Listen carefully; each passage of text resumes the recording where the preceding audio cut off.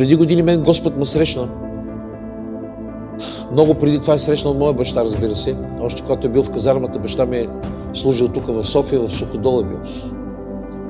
И тук Бог го среща в София. В някакво семейство. Просто той е бил абсолютно светско момче, обаче са го поканили в някакво семейство. Той е отишъл, имала домашна група. И така за пръв път той чува за Господа и Бог го среща чрез една възрастна жена. Той е отишъл там заради младежите. Знаете, светски младеж. Един негов колега в казармата е бил християнин, но той не е знал, че е християнин. И он не го е поканил. Къде отиваш? Отива на една вечеринка. Вика, взема с тебе. Той вика, сега ще види за каква вечеринка става въпрос. Защото на времето така е имало вечеринки. Сега после ги наричат дискотеки, обаче после там е било вечеринки. И той вика, аз отивам с него, той ме води в един дом. Някакви младежи там, пеят, вика, някакви песни. Вика, много тъпо, много скучно. И той поседял малко, и вика, аз реших, че няма да стоя там, защото просто аз вика, нищо не разбирам от това, което те правят. Говорят там някакви работи, четат, пеят. И вика, не ми харесваше и той искал да си тръгва.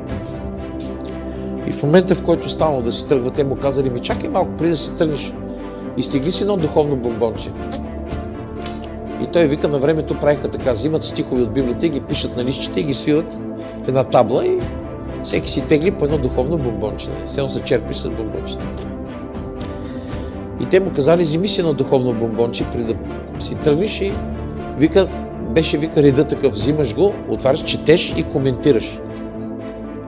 И той вика, аз взимах, отворих и прочетах. Приехте ли Святия Дух, като повярвахте?